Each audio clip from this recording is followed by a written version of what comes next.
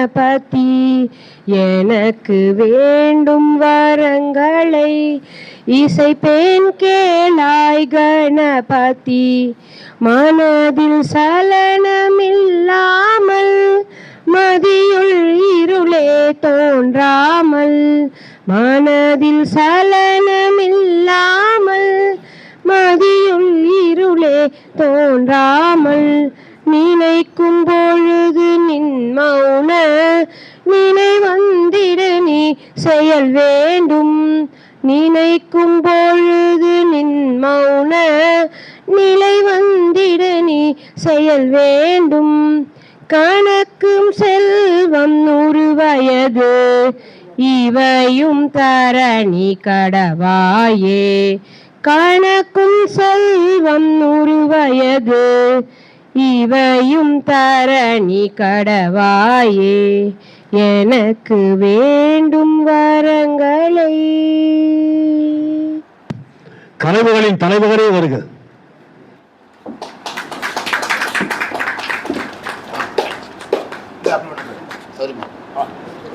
தற்போதைய தமிழின் உடல் பொருள் ஆவி எங்கள் உணர்வுக்கு ரசனை அளிக்கும் எங்கள் அருமையை பாலா தேவி இதுவரையில் தமிழகம் காணா இலக்கியம் காணா அபூர்வ கவிச்சுடர் காணா கல்யாண சுந்தரம் வருக. கன்னி போயிருக்கும் காதுகளுக்கு கற்கண்டு தேன் சுரக்கிற கன்னி கோயில் ராஜா பிளீஸ் கம். எங்கள் ஆனந்த ரவியாரே வாருங்கள் இருக்கைக்கு அரங்கம் வாருங்கள். விஜயனும் கிருஷ்ணனும் சேர்ந்தாலே வெற்றிதான். குருஷேத்திரம் அதற்கு ஒரு உதாரணம். விஜயனும் கிருஷ்ணனும் சேர்ந்தாலே வெற்றிதான். இங்கே இருகரம் கூப்பி வரவேற்க யாரை அழைக்கலாம் என்று நினைத்திருந்தோம். விஜய் கிருஷ்ணன் வாருங்கள். அனைவருக்கும் இனிய காலை வணக்கம். முனைவர் சிவகாம சுந்தரி நாகமணி அவர்களின் லாலிபாப் சிறுவர் உலகம் பதிப்பில் வெளியாக இருக்கும் பாசம் உணர்ந்த பவித்ரா நூல் வெளியீட்டு விழாவிற்கு தலைமை தாங்க வந்திருக்கும் நேற்றுதான் 95வது ஆண்டு மலரை வெளியிட்டு விரைவில் 100 ஆண்டுகள் கொண்டாட இருக்கும் ஆகச்சிறந்த கலைமகள் பத்திரிகை ஆசிரியர் திரு கீழாம்பூர் சங்கர சுப்பிரமணியன் அவர்களை அன்புடன் வரவேற்கிறோம். நூல் மதிப்புரை வழங்க காத்திருக்கும் எங்கள் குடும்ப நண்பரும் விறுவிறுப்பான தொலைக்காட்சி தொடர்களையும் நமக்கு தந்து இவரா அவர் என அனைவரும் வியக்கும் வண்ணம் எளிமையாகவும் அனைவரிடமும் அன்பு பாராட்டும் திரு தேவிபாலா அவர்களை அழைப்பதில் பெருமை கொள்கிறோம். ஒவ்வொரு ஆணின் வெற்றிக்கு பின்னும் ஒரு பெண் இருப்பாள். இது பழைய மொழி. இங்கு சற்றே உள்டாவாக சிவகாமியின் ஒவ்வொரு நூல் வெளியீட்டிலும் உடனிருந்து ஊக்குவித்துக் கொண்டிருக்கும் திரு நாகமணி அவர்களை சிறப்பு கைத்தட்டல்களுடன் வரவேற்கிறோம். அடுத்து அன்பு தோழி அகிலா ஜுவாலா, அரசு பள்ளியின் ஆங்கில ஆசிரியை. பல முன்னணி பத்திரிகையில் இவர் படைப்புகளை காணலாம். பேனாக்கள் பேரவையின் பில்லர் என்று சொல்லிக்கொண்டே போகலாம். அவரை நூலினை வெளியிட அன்புடன் வரவேற்கிறோம். வாழ்த்துறை வழங்க வந்திருக்கும் கவிச்சுடர் முனைவர் கான கல்யாண சுந்தரம் தன்முனை கவிதைகளின் பிதாமகர். வங்கி பணியில் இருந்து ஓய்வு பெற்றாலும் இலக்கிய பணியை தொடர்ந்து செய்து வந்து உலக தமிழ் ஹைக்கூ மன்றம், தன்முனை கவிதைகள் குழுமம் போன்ற குழுமங்களை நடத்தி வளரும் கவிஞர்களை ஊக்கப்படுத்தி வருகிறார். அமெரிக்க முத்தமிழ் பல்கலைக்கழகத்தின் பேராசிரியராக பணிபுரியும் இவர் ஹைக்கூ, தன்முனை, மரபு, புது கவிதைகள், கதை, கட்டுரை என எல்லா வகைகளும் எழுதி பல விருதுகளை பெற்ற பெருமைக்குரிய மனிதநேய பண்பாளர். இவரை வரவேற்பதில் பேருவகை கொள்கிறோம்.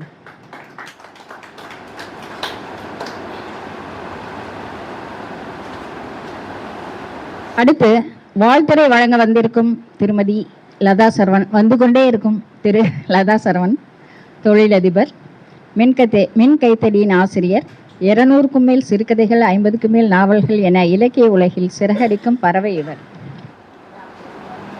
அடுத்து எழுத்தாளர் அனந்த் ரவி அவர். இசையின் மீது ஆர்வம் கொண்டவர். இவர் இசையை மையமாக வைத்து எழுதிய உயிர் மல்லாடி நூல் சில நாட்களுக்கு முன்பு வெளியானது. எழுத்தாளர்களை ஊக்குவிக்கும் வகையில் ரைட்டர்ஸ் கேஃப் என்னும் ஒரு குழுவை ஆரம்பித்து அனைத்து எழுத்தாளர்களையும் முன்னேற்றி கொண்டிருக்கிறார்.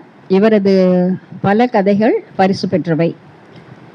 பதிப்பாளர் திரு கன்னிக்கோவில் ராஜா கவிஞர், சிறார் இலக்கிய எழுத்தாளர், நூலேணி மற்றும் லாலிபாப் சிறுவர் உலகம் என்ற பெயரில் பதிப்பகங்கள் நடத்தி பல வளரும் எழுத்தாளர்கள், கவிஞர்கள் பலரின் படைப்புகளை அச்சிலேற்றியவர். தம் தொகுப்பு நூல்களிலும் தனி நூல்களிலும் பற்பல புதுமைகளை புகுத்தி பல சாதனைகளை புரிந்து அழ வள்ளியப்பா விருது உள்ளிட்ட பல விருதுகளை பெற்று வருபவர். நிகழ்ச்சியை தொகுத்து வழங்க காத்திருக்கும் சிம்ம குரலோன் அன்பு சகோ TN ராதாகிருஷ்ணன் அவர்களை வாழ்போரில் கூட வென்றுவிடலாம், ஆனால் இவரது சொற்போரில் இவரை வெல்வதற்கு நிகர் யாருமில்லை. கடைசி குரு படைத்தவர், அவரை அன்புடன் அழைக்கிறோம். நன்றியுரை வழங்க காத்திருக்கும் திரு கௌரி சங்கர் அவர்கள் ரைட்டர்ஸ் கேஃப் கேப்டன் என அன்புடன் அழைக்கும் இவர். நானே நடிகை என்று மறந்தாலும் அடிக்கடி நினைவுபடுத்துபவர். இவர் முயற்சியில் 20 எழுத்தாளர்கள் எழுதிய பேரன்பின் சுகந்தம் 2 வாரங்கள் முன்பு வெளியானது. அதற்கு பயங்கர வரவேற்பும் உள்ளது. வாழ்த்துக்களுடன் அவரை வரவேற்கிறோம். அடுத்து கல்யாண வீடுனா முந்திரிகள் மிதக்கிற பாயசம் இருக்கும். அது மாதிரி இலக்கிய விழாக்கள் ஆர்கனைஸ் பண்ணுறதுக்காக நம்ம அவரோட பாஷையில் பாயசம் முந்திரி அது 2ஐயும் போட்டாச்சு. அனைவரையும் அன்புடன் வரவேற்று அமர்கிறேன். நன்றி, வணக்கம். இப்போது நூல் வெளியீட்டு விழா. நூலை வெளியிடப் போகிற திருக்கரம் கலைமகளிர் கரம். அவரை அன்போடு இன்னும் ஒப்படைங்க.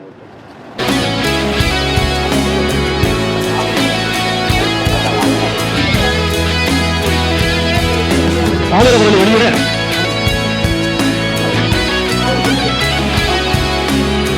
நூலை முதல் பிரதியை பெறப்போகிறவர் திரு நாகமணி. நாகமணி சார் அசலுக்கே உரிமையாளர். இந்த நூலை எழுதிய அசலுக்கே உரிமையாளர். ஆனால் பிரதியை பெறுகிறார், முதல் பிரதியை பெறுகிறார். அன்னை தமிழகத்தின் அகதா கிறிஸ்டி, எங்கள் குழுவின் அரிய சிருஷ்டி அகிலாஜோலா அவர்கள் முதல் பிரதியை பெறுகிறார். ஆங்கிலம் தமிழ் இரண்டிலும் மேலை. ஆமா.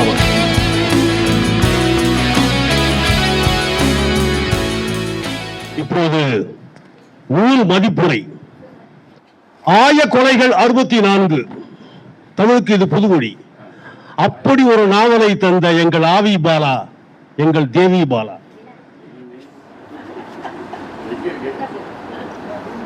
இது ஷாஜகான் கட்டிய இது ஒரு காதலன் காதலிக்க கட்டிய வசந்த மாளிகை என்று நடிகர் திலகம் அன்று சினிமா உலகிலே வசந்த மாளிகை எழுப்பினார். இன்று சீரியல் உலகிலே வசந்த மாளிகையை எழுப்பியிருக்கிறார் நம்முடைய தேவி பாலா அவர்கள். அவரை நூல் பதிப்புரை செய்ய அழைக்கிறேன். அதெல்லாம் ஆன்லைன்ல பண்ணான்னு யோசிச்சாங்க. அப்புறம் ஹாலே எடுத்து பண்றேன் அப்படின்னு சொல்லிட்டு என்னை கேட்டு அதில் அவங்களுக்கு 1000 அவங்க பணிகளுக்கு மத்தியில் என்னுடைய தேதிக்காக அவங்க காத்திருந்தாங்க. தேதி எப்போ உங்களுக்கு அமையுதோ அந்த தேதியில் நான் விழாவை நான் நடத்துகிறேன்னு சொல்லி அவங்க அவங்களுக்கு ஒரு நன்றியை சொல்லணும். ஏன்னா அவங்களும் ஒரு ஆசிரியை, பெரும் பணிகளுக்கு மத்தியில் அவங்க இந்த மாதிரி வாய்ப்பை தந்து இப்பயும் ஒரு ஹானர் கொடுத்து அவங்க நான் தான் வரணும்னு சொன்னது எனக்கு ஒரு பலமுறை நன்றியை சொல்லிக்கலாம். நான் எங்கள் கலைஞர் ஆசிரியர் அவர் இதுக்கு தலைமை இருக்கிறாரு. அதாவது அவர் இருக்கிற இடத்துல நான் இருப்பேன், பெரும்பாலும் நான் இருக்கிற இடத்துல அவர் இருப்பார். அது மாதிரி எங்களுக்குள்ள ஒரு இது உண்டு. காரணம் அது பிறந்த வீட்டு பந்தம், எங்கேயுமே நான் சொல்லுவேன் இதை. அதனால அதுக்கு ஒரு பெரிய மகிழ்ச்சி. மற்றபடி சபையில் இருக்கக்கூடிய எல்லாருக்குமே என்னுடைய முதல் வணக்கம். இதோடைய பதிப்பாளர் கன்னிக்கோவில் ராஜா. அதாவது சிறுவர் இலக்கியம்ங்கிறது சாதாரண விஷயம் இல்லை. அதை எடுத்து எழுதுறதும் அது ஒரு பெருமுயற்சி. அதை தாண்டி அதை வெளியிடறதுக்கு முன்வரதுங்கிறது சாதாரண விஷயம் இல்லை. அதான் அவர் செஞ்சிருக்காரு, ரொம்ப நல்லா பண்ணுறாரு.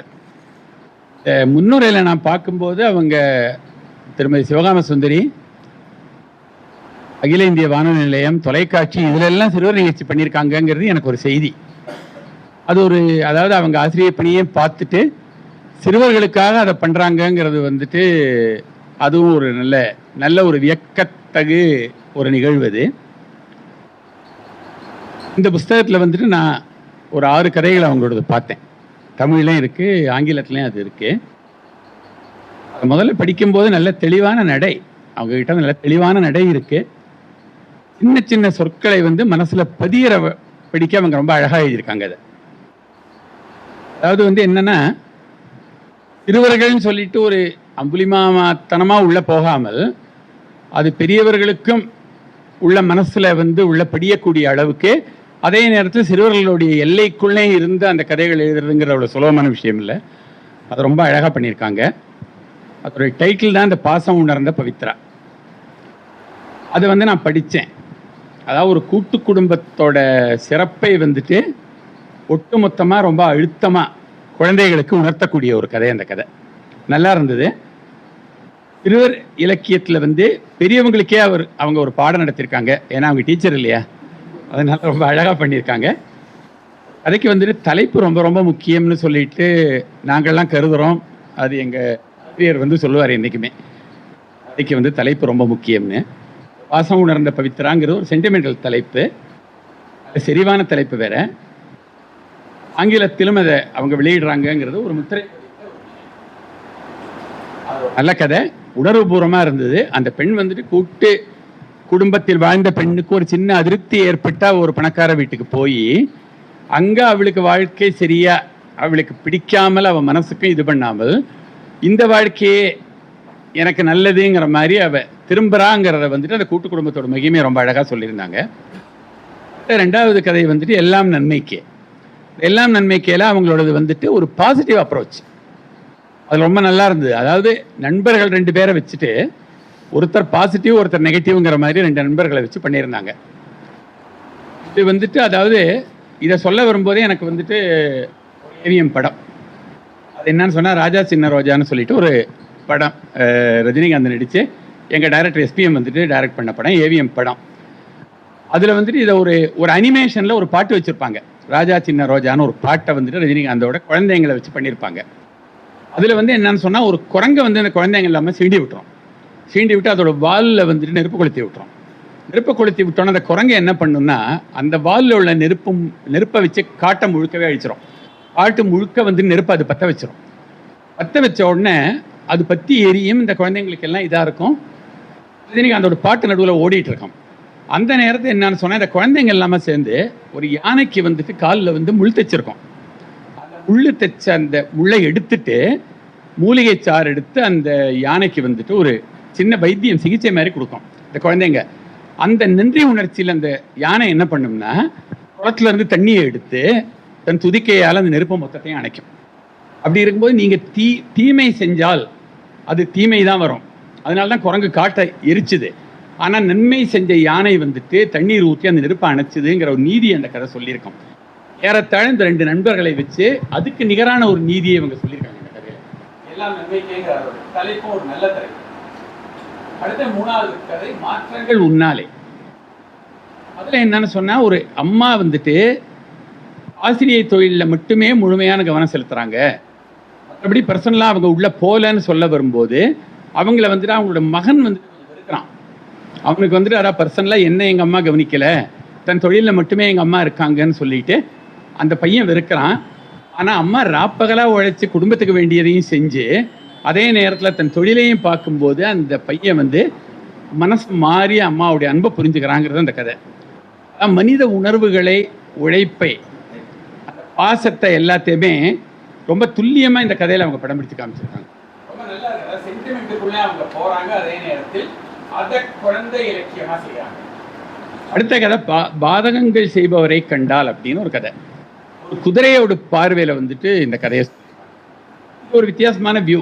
அதாவது ஒரு விலங்கோட பார்வையில் ஒரு எமோஷனல் கதை, நல்ல எமோஷனல் கதை. அதாவது வரதட்சணை கொடுமையிலிருந்து மீளக்கூடிய ஒரு பெண். வரதட்சணை கொடுமையால் அவளுக்கு மகனா வரப்போறோம் என்ன பாதகத்தை அவள் பண்றான்னு சொல்லி பார்க்கும்போது கடைசியில் எனக்கு ரொம்ப பிடிச்ச விஷயம் என்னன்னு சொன்னா, அந்த குதிரை கோவம் தாங்க முடியாம அந்த மாப்பிள்ளையை எட்டி உதைக்கும். அது ரொம்ப சூப்பரா இருக்கும். அது அந்த இது சொல்றது ஒரு விலங்குக்கும் உணர்வு உண்டு அப்படிங்கிறத சொல்றது ஒரு வித்தியாசமான கதை. அந்த நாளாவது கதை. அடுத்தது உள்ளே எலியாகன்னு ஒரு கதை. அதாவது மனித மனங்களோட திருப்தி, மாற்றங்கள் மனதில் வரணுங்கிறத சொல்ற கதை. நல்ல படிப்பினை. அதாவது எலியா இருக்கும்போது அந்த எலிக்கு ரொம்ப பயம், தனக்கு ஏதாவது பாதகம் வந்துருமோ, பூனை நம்மளை கவ்விடுமோன்னு ஒரு பயத்தோடய அந்த எலி இருந்தது. பூனையா மாறிடுச்சு. அடுத்த பூனைக்கு நாயை பார்த்தோன்னு பயம். நாய் தன்னை ஏதாவது பண்ணிடுமோ கடிச்சிடுமோங்கிற பயத்தில் அது நான் நாயா மாறிட்டாலே தேவையில்லையே அடுத்த மாற்றத்துக்கு போச்சு. அந்த நாய் வரும்போது மனுஷன்லாம் நம்மளை கல்லால் அடிக்கிறானேன்னு சொல்லிட்டு நான் மனுஷனா மாறிட்டா தேவையில்லைன்னு சொல்லிட்டு அது அடுத்தது மனிதனா மாறிடுச்சு. அதுக்கப்புறம் பார்த்தா கடைசியில இந்த மனிதனுக்கு உறவுகளாலையும் நண்பர்களாலையும் இதாலையும் பிரச்சனைகள் ஏகப்பட்டு ஏற்பட்டு சமூகத்தில் அவனால எந்த இடத்துலையுமே நிற்க முடியலன்னு சொல்ல வரும்போது இப்படி ஒரு பிறப்பை எடுத்ததுக்கு நான் எலியாவே போயிடலாமேன்னு சொல்லிட்டு பவிலியன் அவன் எலிக்கு வந்துடுறான். இது ஒரு பாட்டு ஒன்று உண்டு, கண்ணதாசன் பாட்டு. அரசனை பார்த்த கண்ணுக்கு புருஷனை பார்த்தா பிடிக்காது, அரசனை பற்றி தெரிஞ்சுக்கிட்டா புருஷனை நெஞ்சு மறக்காது ஒரு பாட்டு கண்ணதாசன் எழுதியிருப்பாரு. அதை இவங்க இந்த கதைக்கு அந்த வரும்போது அதுல கவிதையோ அல்லது ஒரு காட்சிகளோ அல்லது ஒரு நடிப்போ ஏதோ ஒன்று வரும்போது மனசுல பதியக்கூடிய மீடியா இருக்கிறதுனால மட்டுமே அதை நான் சொல்லலை. எல்லாரும் விரும்பக்கூட ஒரு மீடியா. அதை இவங்க சில பல இடங்கள்ல கதையில நேரடியா சினிமாவை சொல்லாமல், ஆனா அவங்க அதை பார்க்கக்கூடிய அந்த படிக்கக்கூடிய ரசிகர்களுக்கு அந்த அழுத்தத்தை கதையை கொடுத்துருக்காங்க. அதுக்கப்புறம் நோய் நீங்கிய ராஜான்னு சொல்லிட்டு கதை இதுல, அதாவது சுயநலத்தை துறந்தால் மனுஷனுக்கு மனசுல மகிழ்ச்சி அப்படின்னு சொல்லி ஒரு அரசனை வச்சு கதை பண்ணியிருக்காங்க. அந்த அரசனை வச்சு கதை பண்ணும்போது அவனுக்கு எந்த திருப்தியும் இல்லாமல் நோயுள்ள அந்த அரசன் தன் நோயத்துக்கு யார் வருவாங்கங்கிற மாதிரி கேட்டு ஒரு கதை. கடைசியில் மகிழ்ச்சியான ஒரு ஏழை, அந்த ஏழை அந்த ஏழையால் அந்த அரசன் மனம் திருந்தி இதுதான் வாழ்க்கை, மனசுல நிம்மதி தான் வாழ்க்கையை ஒழிய பணமோ அரசாட்சியோ எதுவுமே வாழ்க்கை இல்லை அப்படிங்கிறது ரொம்ப அழுத்தம் திருத்தமாக சொன்ன கதை. சொல்லப்போனால் 6 கதைகளுமே வெரைட்டிஸ் கொடுத்துருக்காங்க. இவங்க ஒரு புத்தகத்துக்கு தேவையான விஷயங்கள் நாங்களாம் எழுதும்போது வெரைட்டிஸ், நிறைய வெரைட்டிஸ் அவங்க எமோஷன் கொடுத்துருக்காங்க, படிப்பினை கொடுத்துருக்காங்க, எல்லாமே கொடுத்துருக்காங்க. இந்த புத்தகம் ஒரு பயனுள்ள புத்தகம். அது தமிழ் இல்லாமல் ஆங்கிலத்திலையும் அது வருதுன்னு சொல்லும்போது எல்லாருமே படித்து பயன்பெற வேண்டிய ஒரு புத்தகம். அதுக்காக அவங்கள நான் மடிசார் மாவை தந்த தமிழ்நாட்டு ரூமி, மக்களை கவர்கிற ஜெகஜக சாமி, தேவி பாலா நீங்கள் வாங்கியது என்ன தேனோடு பாலா, அற்புதம் அற்புதம், நன்றி. இறைவணக்கம் பாடிய குரல் அரசி பார்கவியை வரவேற்கிறோம். ஆடை மரியாதை செய்வது மிகவும் பொருத்தமான லதா சரவணன் அவர்கள்.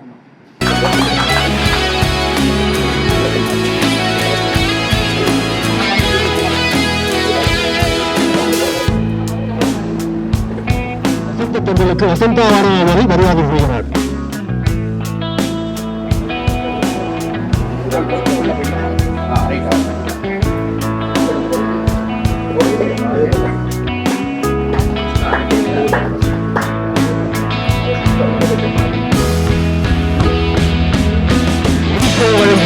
நபிசார் மனிதருக்கு எங்கள் மரியாதை.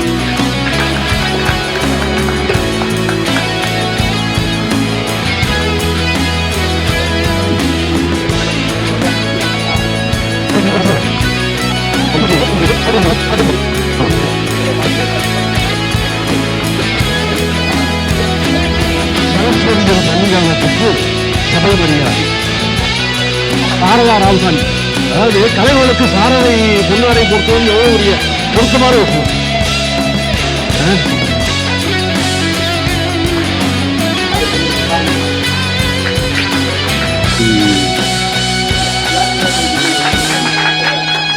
மண்டபத்தில் எழுதிட்டா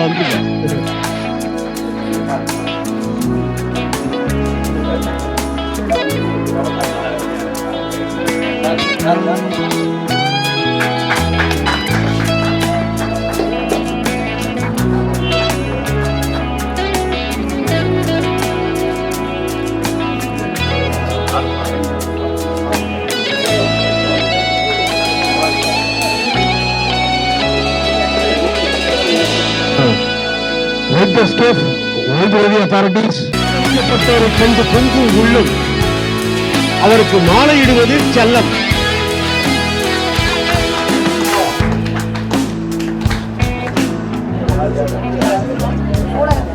சரி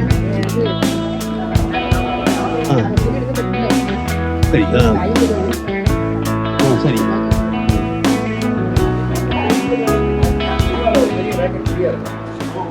இவர் எழுதிய புத்தகத்தின் பெயர் உயிர் மல்லாரி. எப்படி எழுத வேண்டும் என்பதற்கான அறிவு கல்லூரி. அற்புதமான புத்தகம். இவர் பேனா காகிதத்தில் நடக்க தொடங்கிய பின்புதான் முகநூல் சரஸ்வதி புஷ்பவதி ஆனாள். வருக. வணக்கம். பாசமுடர்ந்த பவித்ரா ஒரு சிறுவர் இலக்கியத்துக்கு உண்டான ஒரு கதை, ஒரு புத்தகம் சொல்லி வெளியிட்டிருக்காங்க. இப்போ எங்கள் காலத்தில் அப்பெல்லாம் பார்த்தீங்கன்னா சிறுவர் இலக்கியம் ரொம்ப பிரமாதமாக இருந்தது. அம்புலி மாமா, கோகுலம், இந்த மாதிரி சிறுவர்களுக்குன்னு கண்ணன், அந்த மாதிரி பத்திரிகைகள்லாம் நிறையா வந்திருந்தது. வாண்டு மாமா மாதிரி நிறைய கதைகள், ஆர்வி, அழவள்ளி, இப்போ இவங்கெல்லாம் நிறைய கதையெல்லாம் எழுதியிருந்தாங்க. இப்போ அந்த அளவுக்கு கதைகள் வரதில்லை சிறுவர்களுக்குன்னு. காரணம் என்னென்னா சிறுவர்களே இல்லைன்னு நினைக்கிறேன் நான். ஏன்னா எல்லாருமே ஒரு 5-6 வயசு ஆகும்போதே மெச்சூர் ஆகிடுறாங்க, பெரிய ஆள் ஆகிடுறாங்க.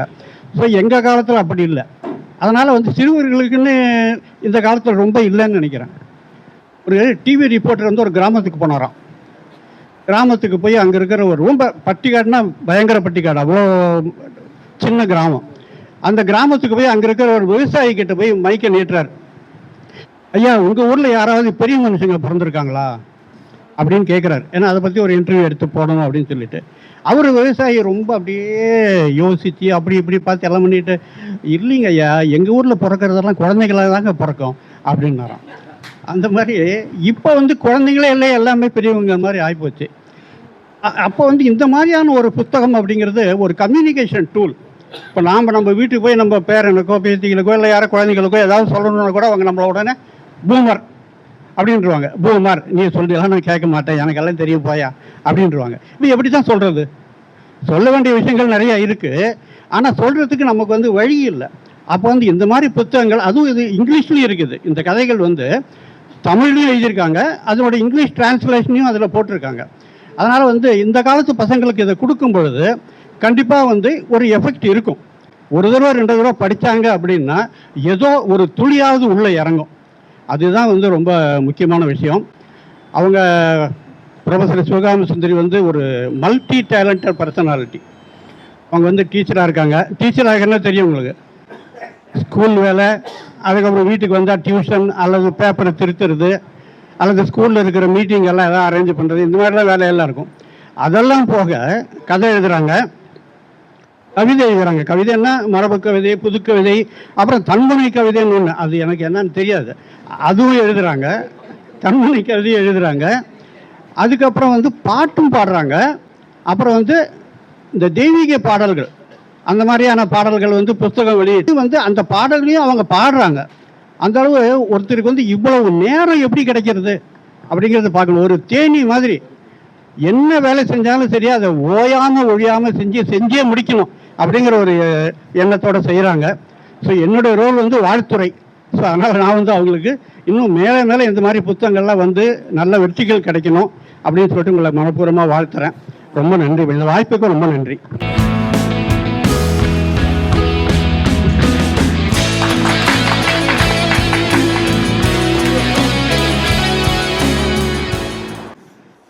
எங்கள் ஐயா கவிச்சுடர் கல்யாண சுந்தரம் ஐயா, எங்கள் குழுவின் கவிச்சுடர் தயாளன் சார், சொல் பிறப்பதற்கு முன்னாலே கவி பிறக்கின்ற வல்லமையாளர் என் நண்பர் ராமநாதன் ஆர்கே, தமிழில் நூல்களை எழுதி குவித்து நூதன கவி செய்கிற தமிழ்ச்செல்வன் அவர்கள், ஒரு புத்தகம் வெளியிட்டாலும் திரு புத்தகமாக வெளியிட்ட அசோகன் சார், எவ்வளவு கவிஞர்களை சுற்றி அடேங்கப்பா. அதே போல் இப்போது நம்மிடையே பேச வருகிறவர் கல்யாண சுந்தரம் ஐயா அவர்கள். இலக்கிய பணியையே தன்னுடைய சுவாசமாக கொண்ட ஒரு ஞான சூரியன் ஐயா அவர்களை பேச அழைக்கிறேன். இன்றைய அற்புதமான நூல் வெளியீட்டு விழாவிலே வாழ்த்துரை வழங்க என்னை அழைத்த இந்த நூலின் ஆசிரியர் சிவகாமசுந்தரி அவர்களுக்கு எனது மனமார்ந்த நன்றியை தெரிவித்துக் கொள்கிறேன். இந்த அற்புதமான விழாவிலே தலைமை தாங்கி கொண்டு இங்கு வழிநடத்தி சென்று கொண்டு இருக்கின்ற நம்முடைய ஐயா கலைமகள் ஆசிரியர் திரு சங்கர சுப்பிரமணியம் அவர்களை, கலைமகள் சொல்லாவே எனக்கு மிகுந்த ஈடுபாடு உண்டு. ஈவாஜா தொட்டு நம்முடைய திருப்பூர் கிருஷ்ணன் வரையிலே பலருடன் நான் பழகிய வாய்ப்புகள் பெற்றிருக்கிறேன். ஈவாஜா போன்று ஒரு சமயோசிதமாக இரண்டு பொருளிலே பதில் சொல்லக்கூடியவர்கள் யாரும் இல்லை என்று சொல்லலாம். ஸ்பான்டேனியஸா அந்த சூழலுக்கு தகுந்த போல பேசக்கூடிய திறன் படைத்தவர். ஒரு கிராமத்துக்கு அவர் செல்கிறார். அங்கே கூட்டம் முடிந்து விட்டது, இரவு நேரம் ஆகிவிட்டது.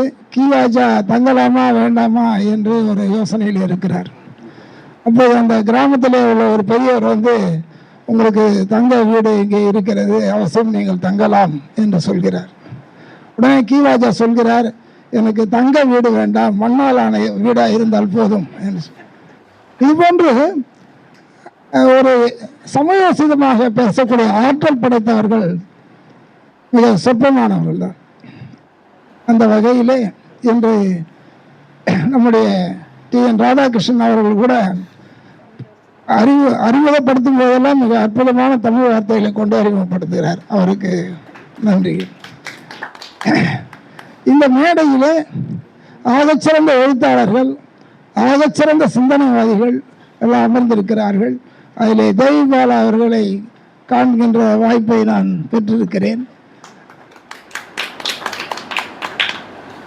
அது மட்டுமல்ல, இங்கே அமர்ந்திருக்கின்ற தொழிலதிபர் மட்டுமல்ல, ஆகச்சிறந்த சிறுகதை எழுத்தாளர் அவர்களை நான் பார்க்கும்பொழுது எனக்கு ஒரு நினைவு வருகிறது. திரு லதா சரவணன் அவர்களை முதலாக அவருடைய இடத்திலே நம்முடைய குறிஞ்சிவேந்தன் ஐயா, உங்களுக்கு தெரியும், முத்தமிழ் கூட்டமைப்பினுடைய, உலக முத்தமிழ் கூட்டமைப்பினுடைய தலைவர், அவரும் அமெரிக்க பல்கலைக்கழகத்தினுடைய வேந்தர் ஐயா அவர்களுடன் சேர்ந்து அவருடைய கடைக்கு நாங்கள் சென்றிருந்தோம். பிரமித்து போனேன், எப்படி இவ்வளவு பெரிய ஒரு தொழிலதிபராக இருந்து கொண்டு இலக்கியத்திலும் ஈடுபாடு கொண்டு இருக்கிறார் என்று. உண்மையிலேயே நான் மகிழ்ந்து போன தருணங்களில் அதுவும் ஒன்று. இங்கே பலர் இருக்கிறார்கள், பல எழுத்தாளர்கள். இங்கே அனுராதா சௌரியராஜன் அவர்கள் இருக்கிறார். அண்மையிலே பல புத்தகங்களை எழுதி வெளியிட்டவர். தன்முனை கவிதைகள் நூல் ஒன்றை இப்போது சிறப்பாக ஆக்கம் செய்து கொண்டிருக்கிறார். ஏன் என்னை தன்முனை கவிதைகள் என்று குறிப்பிடும்போது என்னை குறிப்பிடுகிறார்கள் என்றால், அதை அறிமுகப்படுத்திய பெருமை எனக்கு உண்டு. நம்முடைய இந்த நூலினுடைய ஆசிரியர் சிவகாமி அவர்கள் 4 நூல்கள் நினைக்கிறேன் இல்லையா, தன்முனை 4 நூல்கள் வெளியிட்டிருக்கிறார். அந்த தன்முனையில் விரிவுரை என்று ராமகாவியத்தை அடிப்படையாக கொண்டு 4 வரிகளிலே கவிதை படைத்த பெருமை அவருக்கு உண்டு. தன்முனையிலே அவரை ஒரு சாதனையாளராக நாங்கள் இணைத்திருக்கிறோம். அதுதான் பெருமைக்குரிய விஷயம். சிறுகதை என்று சொல்லும்போது 20ஆம் நூற்றாண்டினுடைய தொடக்கத்திலேயே வ.உ.சி. ஐயர் முதற்கொண்டு சிறுகதை பயணித்திருக்கிறது. இதனுடைய தடம் என்பது நாம் சொல்லி மாளாது. அத்தகைய அசுர வளர்ச்சியை பெற்று சிறுகதை உலகம் ஒரு பக்க சிறுகதை முதல் 4 பக்க சிறுகதை வரை ஏராளமான சிறுகதைகள், தொகுப்புகள், அன்றாட நாளேடுகள், மாத சஞ்சிகைகள் என பல்வேறு வடிவங்களில் இதழ்களிலும் வந்து கொண்டிருக்கின்றன. அதில் பார்த்தீங்கன்னா சிறுகதைகளில் சிறார் இலக்கியம் என்று சொல்லும்போது மிக குறிப்பிடத்தக்க அளவிலே வளர்ச்சி அடைந்திருக்கிறது. இந்த நூலில் அது கொஞ்சம் புரட்டி பார்த்தேன். அற்புதமான 6 கதைகளை உள்ளடக்கி அதில் ஆங்கிலத்திலும் அவர்கள் மொழிபெயர்த்திருக்கிறார்கள். அவர்கள் வந்து வேதியியலை நீங்கள் படித்தது இயற்பியலில் அவங்க முதுகலை பெற்று ஆசிரியராக பணியாற்றி கொண்டிருக்கிறார். இப்போ பாருங்க, ஒரு பெரிய கதை நெடுங்கதையை படிப்பதை விட ஒரு சிறுகதையை படிக்கும்போது ஒரு புத்துணர்வு நமக்கு ஏற்படும். ஏன்னா சீக்கிரத்தில் முடிச்சிட்டோம் அப்படிங்கிற ஒரு உணர்வு. அதே போல் சுண்ட காய்ச்சிய பால் எப்படி சுவையாக இருக்கிறதோ அதுபோல் அந்த சிறுகதை படிக்கும்போது நமக்கு ஒரு தெளிவும் ஒரு மகிழ்ச்சியும் ஏற்படும். அப்படிதான் கவிதை கூட. மரபு இலக்கியம் தோன்றி அதனுடைய பயணத்திலே பார்த்தீங்கன்னா மரபு கவிதை, நவீன கவிதை, நவீனத்துவமான பின் நவீனத்துவ கவிதைகள், இப்படிலாம் வந்து புது கவிதைகள் வந்து பிறகு ஜப்பானிய நாட்டிலிருந்து இறக்குமதியான ஹைக்கூ கவிதைகள், அதே போல் இப்போ அண்மையில் எம்மால் அறிமுகப்படுத்தப்பட்ட தன்முனை கவிதைகள். இப்போ தன்முனை கவிதைகள் வளர்ச்சி பார்த்தீங்கன்னா மாபெரும் வளர்ச்சி. ஏறக்குறைய 150 நூல்களை தாண்டி படைப்பாளர்கள் படைத்துக் கொண்டிருக்கிறார்கள். நெடுங்கவிதையை படிப்பதை விட அந்த குறுங்கவிதைகளை படிக்கும்போது நம்ம உள்வாங்குகின்ற ஒரு சக்தி இருக்கிறதே, அது மாபெரும் சக்தி. நம்முடைய சிந்தனைக்கு மிகவும் வித்திடுகிறது. அந்த வகையிலே நம்முடைய சிவகாம சுந்தரி அவர்கள் எழுதிய தன்முனை ஒன்று எனக்கு நினைவுக்கு வருகிறது. குடும்ப விழாவுக்கு வந்தவன், முதல் வரி என்ன? குடும்ப விழாவுக்கு வந்தவன் தன் மகளை அழைக்கிறான், தன் மகளை அழைக்கிறான். அடுத்த 2 வரி பாருங்க. திரும்பி பார்க்கிறாள் முன்னாள் காதலி. இதுல இந்த 4 வரியில எவ்வளவு பெரிய ஒரு உண்மை ஒரு படிவமாக கொடுத்திருக்கிறார் என்பதை நீங்க பார்க்கணும். காதலித்த மனவாழ்வு கிடைக்கவில்லை, ஆனால் பெற்றோருடைய மனவாழ்வு தான் அவனுக்கு கிடைத்தது என்பது இதில் பொதிந்திருக்கிறது இந்த கவிதையில். அதுபோலதான் ஹைக்கூ கவிதை. தேவி பாலா அவர்களுக்கு நன்றாக தெரியும். சில சிறுகதையில் விட அவர் ஹைக்கூ கவிதை பற்றி எழுதியிருக்காருன்னு நினைக்கிறேன் நான். ஒரு புகழ்பெற்ற இவருக்கு தெரியும், நம்ம கன்னிக்கோயில தான் ஒரு சிறந்த ஹைக்கூ கவிஞர். 3 வரியிலே முத்தாய்ப்பாக சொல்கின்ற போது அதனுடைய அடிநாதம் என்னவென்று நம்மால் நிச்சயமாக உள்வாங்க முடியும். அதுதான் படிமை ஹைக்கூ கவிதைகள். ஏன் இதை பற்றி நான் விரிவாக சொல்கிறேன்னா, சிறுகதைக்கும் இந்த குறுங்கவிதைகளுக்கும் மிகுந்த ஈடுபாடு உண்டு. ஒரு சின்ன குறுங்கவிதையை வைத்துக்கொண்டு ஒரு சிறுகதை எழுதலாம், சிறுகதையை வைத்துக்கொண்டு ஒரு நாவல் எழுதலாம். என்ன சொல்றீங்க லதா சரவணன்? உண்மைதானே? ஏன்னா நுழைச்சி எழுதும்போது ஒரு பெரிய நாவலாக அதில் இடைச்செருகள் எல்லாத்தையும் நம்ம நுழைச்சி எழுதலாம், பெருசாக்கலாம். வல்லாரை கீரை விற்றவன் மறந்தே போனான். என்னவா இருக்கு 3வது வரி? காசு வாங்க. அது வல்லாரை கீரை விற்றவன் மறந்தே போனான், காசு வாங்க. இது ஒரு ஹைக்கூ கவிதை. அதாவது எந்த ஒரு பர்பஸ்க்காக அந்த கீரையை அறிமுகப்படுத்துகிறோமோ, விற்பனை செய்கிறானோ, அவன் அதை பயன்படுத்தவில்லை என்பது ஒரு உள்கருத்து. அதே போல மறதி என்பதை நாம் படிப்படியாக பிராக்டிஸாக வந்து மாற்றலாம். கீரை சாப்பிட்டு தான் நம்ம வந்து ஞாபக சக்தியை வளர்த்து கொள்ள வேண்டும் என்கின்ற அவசியம் இல்லை. இது போன்ற பல கருத்துக்களை உள்ளடக்கிய ஹைக்கூ கவிதை.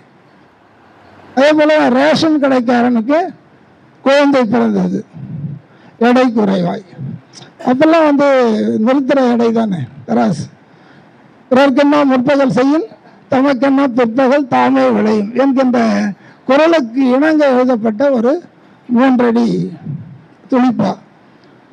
இப்படிதான் குறுங்கவிதையினுடைய வளர்ச்சி அசுர வளர்ச்சி எடுத்தது. முருகேஷ் என்பவர் ஹைக்கூ கவிதைகளுக்கு ஒரு முன்னோடியான ஒரு கவிஞர் தான்.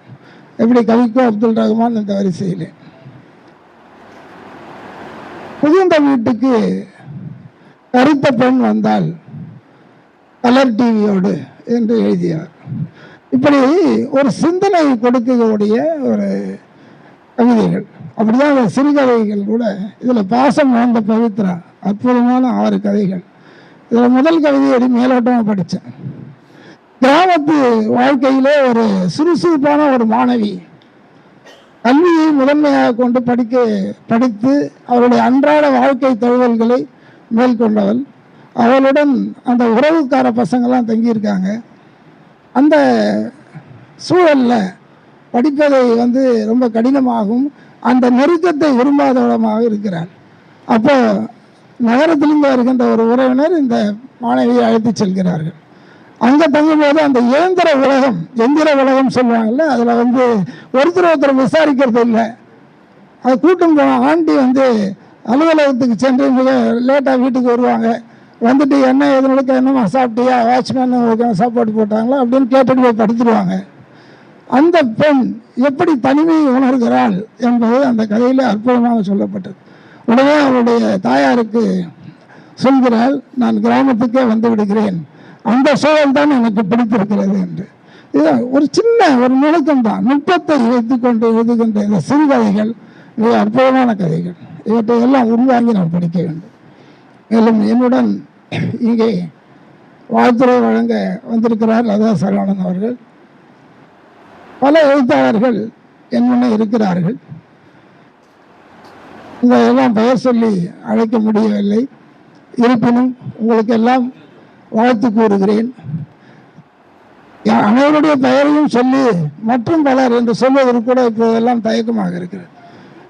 ஏன்னா சூழல் அப்படி. உங்கள் அனைவருக்கும் எனது மனமார்ந்த வாழ்த்துக்களையும் இந்த மேடையிலே எனக்கு வாய்ப்பளித்த இந்த நூலாசிரியர் அவர்களுக்கும் விழா குழுவினருக்கும் இந்த நூலகத்தினுடைய உரிமையாளர் அவர்களுக்கும் அனைவருக்கும் நன்றி கூறி விடைபெறுகிறேன். வாழ்க வளமுடன்.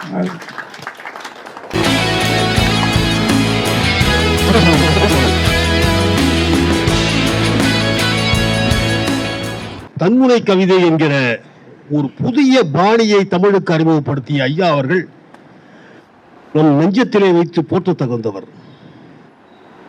மண்முறையும் விண்முறையும் கடவுளின் சாகசம். தன்முறை என்பது நீங்கள் தமிழுக்கு அளித்த பரவசம். நன்றி, நன்றி.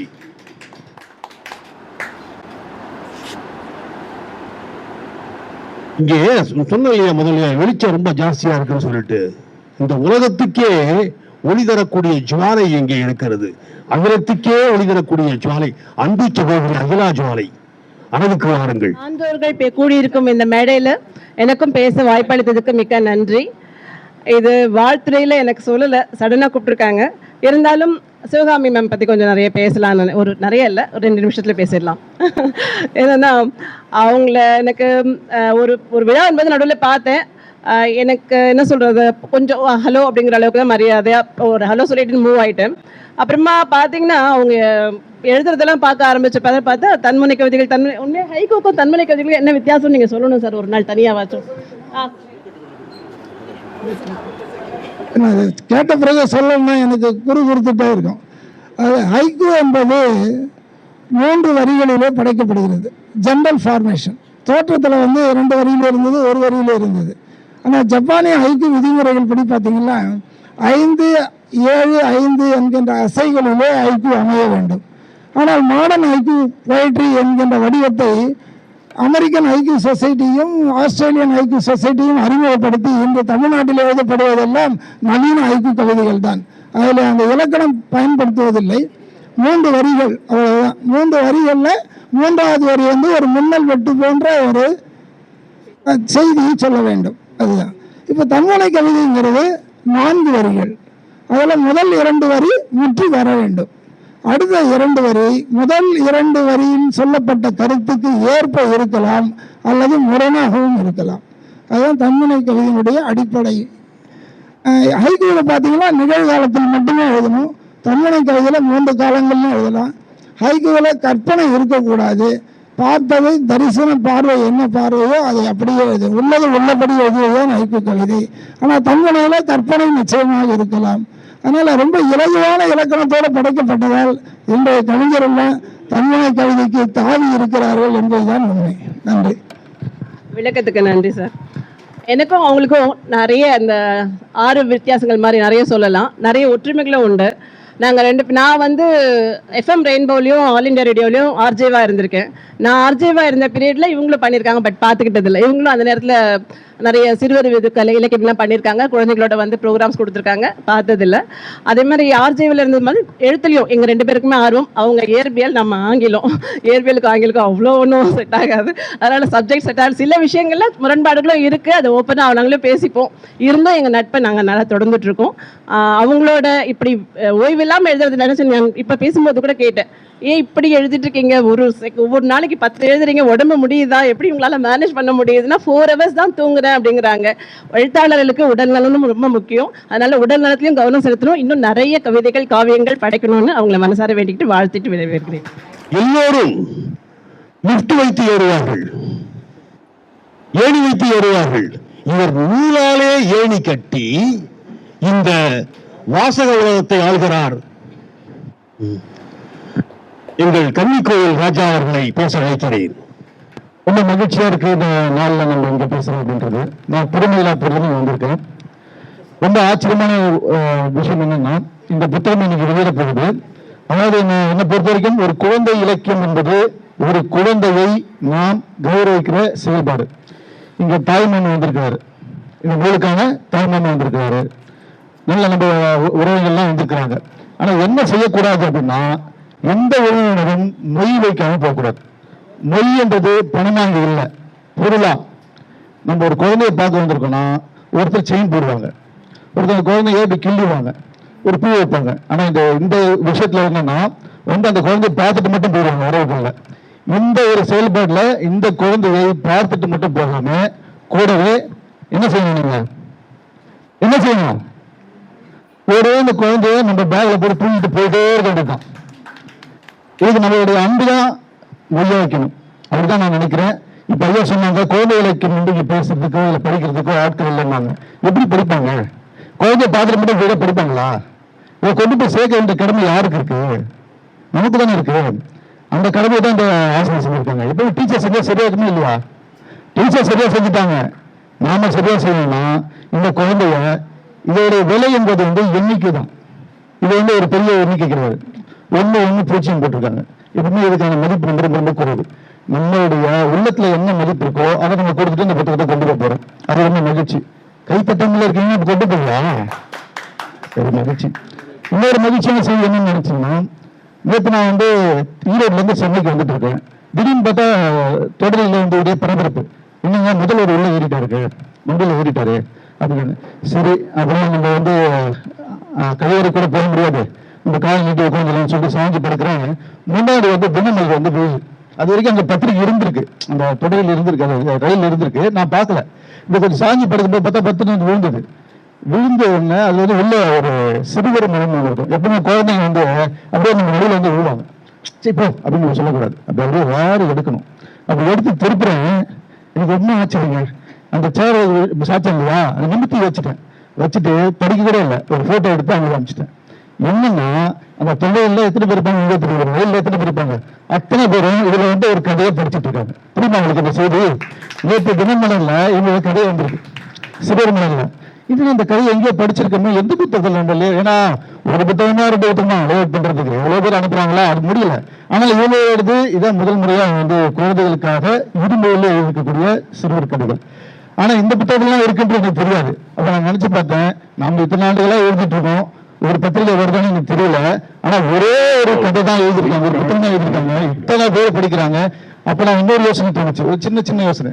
நம்ம படிச்ச மாதிரி முதல்வர் கொஞ்சம் சாஞ்சிருக்கும் போது அவர் மேல விழுந்து அவர் படிச்சிருந்தா இப்படி இருந்திருக்கும் அப்படின்னு ஒரு கற்பனை. காலையில கூட உங்ககிட்ட சொல்லணும்னு நினைச்சிட்டு இருந்தேன். இது ஒரு வாய்ப்பை நான் பயன்படுத்திட்டேன். ரொம்ப ரொம்ப மகிழ்ச்சியா இருக்குது, மகிழ்ச்சியாகவும் இருக்குது. ஏன்னா நம்ம எழுதத்தோட புத்தகம் போடுறோம், அதை விட்டுட கூடாது. நாமளே ப்ரமோட் பண்ணிக்கணும். ஒரு காலத்துல நம்ம நிறைய பேர் ப்ரமோட் பண்ணாங்க, அது ஒரு செய்தி. இப்ப நாமளே நான் பாத்தீங்களா நல்லா செயின் போட்டிருக்கேன் பாத்தீங்களா, இது ஜிஆட்ல தான் எடுத்தேன், 2.5 பவுன் 2 பவுன் தான், ரொம்ப கம்மி தான் அப்படின்ற மாதிரி பாத்தீங்களா, நான் ஒரு புத்தகம் எழுதியிருக்கேன் அப்படின்ற மாதிரி இதை நாம ப்ரமோட் பண்றதுக்கான பத்திரிகையை தான் நான் இந்த மற்ற பத்திரிகை பாக்குறேன். எவ்வளவு பத்திரிகைகள் வருது. நம்ம என்ன செய்யறோம்னா, நம்மளுடைய வேலைபலுன்ற ஒரு பொய்யான கேடயத்தை மாத்திரமே நிறுத்திக்கிட்டு நம்மளை ப்ரமோட் பண்ணவே மாட்டேது. இந்த தமிழுமே வேஸ்ட்டுங்க. தமிழ் சமூகம் நான் மலையாளியே பிறந்தேன்னு வச்சுங்களேன், இந்த எழுத்தாளனை தூக்கி கொண்டாடி இருக்கிறோம். அவன் சும்மா இருக்கிறான், அவன் எவ்வளவு வேலை செய்யறான். நம்ம வேலை செய்யாமலே நம்ம யாரும் கொண்டாடல, நம்ம புத்தகத்தை யாருமே வாங்கல, நம்ம யாருமே படிக்கல, இப்படின்னு சொல்லிட்டே இருக்கோம். இந்த கன்னிக்கோயில் ராஜா எனக்கு ரொம்ப ஆச்சரியமான ஒரு உண்மை என்னன்னா, இது உள்ள வரும்போது ஒரு தலையில இடிக்க போது ஒரு குரல் மாரியம்மாள் சொல்றாங்க, கன்னிக்கோயில் ராஜா சார் இவங்க யாரையும் தெரியாது, உங்களே தெரியாது, இப்பதான் அறிமுகம் பண்ணாங்க. அப்போ என் முகமோ என்னோட பேரோ நினைச்சிருக்குன்னா உங்களே இந்த மாதிரி பத்திரிகைகள் தான் எனக்கு தாய் வீடா இருந்திருக்குன்றத நான் ரொம்ப ரொம்ப மகிழ்ச்சி அடைவேன். இன்னொரு செய்தி உங்களை பத்தி சொல்லணும். என்னன்னா, அவங்க எந்த ஒரு விஷயத்துக்கும் எச்சரிக்க மாட்டாங்க, படைப்பு கொடுத்துருவாங்க, ஒரு விஷயத்துக்கும் எச்சரிக்க மாட்டாங்க. ஏன்னா நம்ம இதுல இருக்கிறோம் இல்லையா, தெரியும் இது என்ன மாதிரி நச்சரிக்கவே மாட்டாங்க. ஆனா இந்த படைப்புல உங்களுக்கு நச்சரிக்கும், என்ன செஞ்சுட்டியா, சீக்கிரம் பண்ணிட்டியா அப்படின்னு. ஏன்னா ரெண்டு மொழி இருக்கிறதுனால ஒரு ப்ளஸ் பாயிண்ட் இருக்குது. இப்போ நான்லாம் என் கதையை எழுதுன்னு வச்சுங்களேன், யாராவது இருக்காங்களா பெரியவங்க, யாராவது எனக்கு மொழிபெயர்த்து கொடுப்பாங்கன்னா நான் வந்து தேடணும். இவங்களுக்கு அப்படி இல்லை, நானே பண்றேன். இப்போ சொன்னாங்க இல்லையா, கதை, திரைக்கதை, வசனம், டைரக்ஷன், பாடல்கள், தண்டை பயிற்சி. நான் சிறு வயசுல படிச்சிருக்கேன். பார்த்துட்டு அந்த போஸ்டர் பார்த்தீங்கன்னா கடைசியில் டி ராஜதுரை எம்பின்னு போட்டிருக்கோம். நான் யோசிப்பேன், நம்ம கூட இந்த மாதிரி பிரியாள் ஆகும்போது திரைப்படத்துறையில் ஒரு ஆசை இருந்தது, நம்ம அப்படி வரணும் அப்படின்னு. இப்போ பார்த்தீங்கன்னா இங்கே வந்து இவங்க லேஅவுட் தான் பண்ணல. எனக்கு தெரிஞ்சு 2026 எம்பில் லேஅவுட் நானே பண்ணிடுவேன், நானே புத்தகத்தை வெளியிட்டுறேன்னு சொல்லுவாங்களேன்னு கூட எனக்கு பயமா இருக்குது. மகிழ்ச்சியா இருக்குது. அது பண்ணலாம், யார் வேணா பண்ணலாம். வடிவம் பண்ண பெரிய செய்தியான நாங்கள் வந்து முகத்தை அலம்பி ஒரு பவுடர் அடிக்கிற மாதிரி இதுக்கு ஒரு புத்தகத்துக்கு பெரிய வேலை பெயர்த்துல ஒரு பெரிய செய்தி இல்லை. அந்த விதத்துல நான் பாராட்ட விரும்புகிறேன். எனக்கு என்னன்னா, இதுல வந்து இவங்களுடைய குழந்தை தாய்மாமெல்லாம் வந்திருக்காங்க தாண்டி பின்புலமா இருக்கும். நானே இந்த புத்தகத்தை பற்றி பேசக்கூடாது, எனக்கு அதுல வந்து உடன்பாடும் கிடையாது. ஆனா நீங்க எல்லாம் பேசத்தை நான் கேட்கறதுக்காக வந்திருக்கிறேன். இந்த புத்தகத்துல என்னுடைய பங்களிப்பா எந்த அளவுக்கு உங்ககிட்ட கொண்டு போய் சேர்க்க முடியுமோ அந்த அளவுக்கு நான் செஞ்சுட்டு தான் நம்புறேன். தொடர்ந்து இந்த மாதிரி இல்லை, அதாவது குழந்தைகளுக்கு மட்டுமே இவங்க பொறுப்பாளராக இல்லை, கதைகள், கவிதைகள், கட்டுரைகள் இருக்காங்க. நான் என்ன சொல்றேன்னா, நம்மளால செய்ய முடியாத ஒன்று செய்யும்போது நாம நிச்சயமா என்ன செய்யணும்னா வாழ்த்தணும், மனசார வாழ்த்தணும். சும்மா வாழ்த்துறதுன்றது உதட்டு மேலாம் இருக்கும், அது உள்ளத்துல இருந்து வரணும்னு நினைக்கிறேன். அதுதான் நீங்க எத்தனை பேர் வந்திருக்கீங்கன்றது நான் வந்து உண்மையிலே நான் மனம் வந்து மகிழ்ச்சி ஆகிறேன். இந்த நிகழ்ச்சியில சிறப்பாக இந்த குழந்தை வெளியாக இருக்கு. நான் வெளியில போகும்போது நான் சொல்லணும்னு அவசியம் இல்லை, உங்களுக்கே தெரியும். இந்த குழந்தை நீங்க எல்லாருமே கையில் எடுத்துட்டு போவீங்க நான் நம்புறேன். வணக்கம், வாழ்த்துக்கள், மகிழ்ச்சி, நன்றி.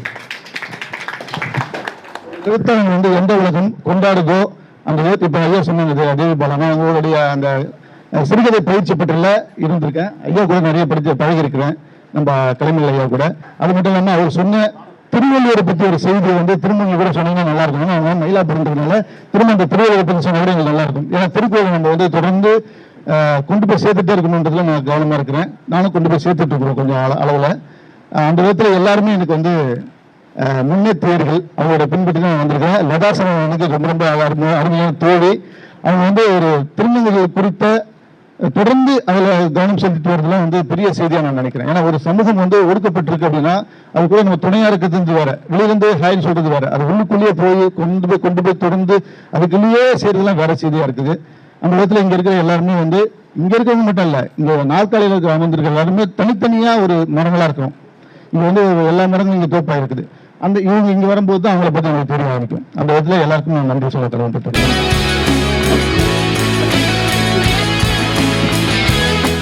இந்த விழாவுக்கு மிக அற்புதமான பாக்கியம் என்னவென்றால், இங்கு உள்ள பலருடைய வாரிசுகள் வந்து சந்தானங்கள் வந்து எல்லோருமே வந்து எழுத்தாளர்கள் தான், பல பேருக்கு இல்ல கலைஞர்கள் தான்.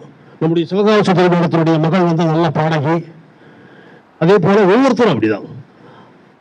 இந்த சந்தான பாக்கியம் எப்படி வந்தது என்பதற்காக அந்த இறைவனை கேட்டுக்கொண்டு இப்போ இங்கே வந்திருக்கிற சந்தானம் அவர்களை மேடைக்கு அழைக்கிறோம். காலை வணக்கம். அல்லது பெரிய கல்வியாளர்கள்லாம் கிடையாது. நூலாசிரியர் சிவகாம சுந்தரி மேடம், நான் முதலில் சேவாசதன் என்ற ஒரு அறக்கட்டளை உள்ளது. அந்த அறக்கட்டளையில் ஒரு 33 ஆண்டுகள் 1974 இருந்து 2000 வரை நான் சேரும்பொழுது ஆசிரியராக ஒரு பேச்சுலராக இருந்தேன். 2007 வெளியில் வரும்பொழுது முதல்வராகவும் ஒரு கிராண்ட் ஃபாதராகவும் வெளியில் வரும்பொழுது நான் ஒரு ஐஐடி ஜேஇ என்ட்ரன்ஸ் கோச்சிங்கில் இருந்தேன்.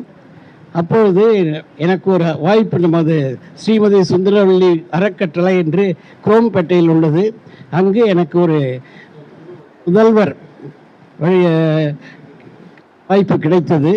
அப்பொழுது நான் முதல்வராக இருக்கும்போது நமது சிவகாம சுந்தரி மேடம் என்எஸ்என் பள்ளியில் பிசிக்ஸ் டீச்சராக வேலை செய்து கொண்டிருக்கும்போது இங்கு எங்கள் பள்ளியில் சேருவதற்கு அவர்களுக்கு ஒரு வாய்ப்பு கிடைத்தது.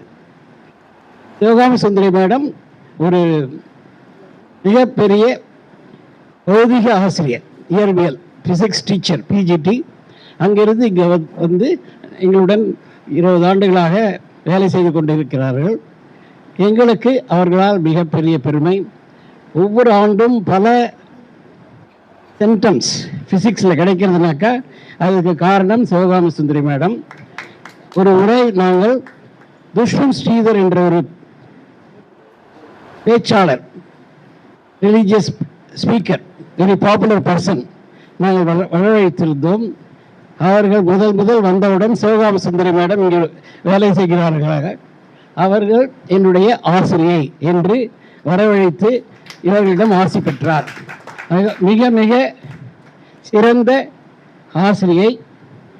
அவர் பௌதிகம் மட்டுமல்லாமல் பல காம்படிட்டிவ் எக்ஸாமுக்காகவும் ப்ரிப்பேர் செய்கிறார்கள். மேலும் அவ்வப்பொழுது என்னிடம் அவர்களுடைய புத்தகத்தை கொண்டு வந்து தருவார்கள். புத்தகத்தை நானும் படிப்பேன், என் துணைவியாரும் படிப்பார். மேலும் இந்த புத்தகத்தை என்னுடைய தாளாளர் திரு சந்தானம் அவர்களிடம் எடுத்துக்கொண்டு செல்வேன். அவர் படித்துவிட்டு பல முறை நன்றாக இருக்கிறது, மிகவும் சிறப்பாக இருக்கிறது, நமது பௌதிக ஆசிரியர் நம்ம பள்ளிக்கு மிக பெருமை என்று பல முறை அவர்களிடமும் என்னிடமும் சொல்லியிருக்கிறார்கள். ஒவ்வொரு புத்தகம் என்னிடம் கொடுக்கும் பொழுதும் அவருடைய ஒரு காப்பியை அவரிடம் கொடுப்பேன். எங்கள் பள்ளியில் 6500 குழந்தை சிறுவர்கள் படிக்கிறார்கள். எல்லாவற்றிற்கும் எல்லா சிறப்பிற்கும் மிக பெருமை சேர்த்தவர் நமது சிவகாம சுந்தரி மேடம். சிவகாம சுந்தரி மேடம் மிக சிறப்பாக செயல்கள் செய்வதற்கு மிகவும் முக்கிய காரணம் யார் என்றால் அவருடைய ஹஸ்பண்ட் அவர் நாகமணி அவர்கள். அவர்களை 2 முறை பார்த்திருக்கிறேன். மிகவும் உங்களுடைய துணையினால் உங்கள் துணைவியார் நன்றாக பல சேவைகள் செய்து கொண்டிருக்கிறார். இது கண்டினியூ ஆக வேண்டும். மேலும் அவருடைய பையன் மகன் எங்களுடைய ஓல்டு ஸ்டூடெண்ட். மேலும் இன்றைக்கும் நான் வந்தவுடனே பார்த்தேன், அவர் கொஞ்சம் ஷார்ட்கட்லாம் மாறி இருக்கணும், கண்டுபிடிக்க முடியல. அவர் ஒரு நல்ல பேச்சாளர். அதாவது இந்த ஃபேர்வெல் பார்ட்டி என்று சொல்கிறோம் இல்லையா, அதில் பேசும்பொழுது அவர் நன்றாக பேசினார். அன்று முதல் அவர் என்னுடைய பள்ளியில் 12ஆம் வகுப்பு வரை படித்திருந்தார். நல்ல பேச்சாளர். காரணம் நமது சிவகாம சுந்தரியுடைய பையனாக இருப்பதனாலும் அவருடைய ப்ராக்டிஸ், அதுபோல் ஒரு ஃபேமிலியே எவ்ரிபடி. டாக்டர் இருக்காங்கன்னு நினைக்கிறேன். அவங்க டாக்டர் என்கிட்ட படித்தது இல்லை. கரெக்டாக? Very good, welcome. So this is what I want to tell. I am very happy for inviting me to address all of you. Thank you very much.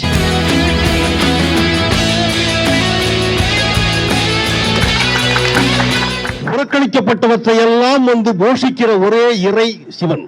என்னை பொறுத்தவரை அவர் இருக்கும் இடம் கைலாசம் என்று சொல்வார்கள், இல்லை, ஈசானியம். அவர் போட்டுக் கொண்டிருப்பது மலர் மாலை அல்ல, எலும்பு மாலை. எது எல்லாரும் சீர் ஒதுக்குறாங்களோ அதை மட்டும்தான் அவர் ஏற்பார். அங்கே அமிர்தம் கடையும் போது முதலில் விஷம் வருகிறது, எல்லோரும் ஓடுகிறார்கள். அமிர்தம் வருகிறது, எல்லோரும் எடுத்துக் கொள்கிறார்கள். முதலிலே சரஸ்வதி வருகிறார், பிரம்மா எடுத்துக் கொள்கிறார். மகாலட்சுமி வருகிறார், இந்த கடையும் போது விஷ்ணு எடுத்துக் கொள்கிறார். ஐராவதம் வருகிறது, இந்திரன் எடுத்துக் கொள்கிறான். காமதேனு கற்பகோஷம் வருகிறது, தேவர்கள் எடுத்துக் கொள்கிறார்கள். விஷம் வருகிறது, எல்லோரும் ஓடுகிறார்கள். அந்த மாபெரும் இறை மட்டும்தான் அதை ஏற்றார். அதனாலே அந்த குணம் எனக்கு மிகவும் பிடித்ததாலே அவரே என்னுடைய பரம்பொருளாக வைத்துக் கொண்டிருக்கிறேன். அந்த பரம்பொருளின் குணம், புறக்கணிக்கப்பட்டவற்றை ஏற்கும் குணம் எங்கள் லதா சரவணன் மேடத்துக்கு உண்டு.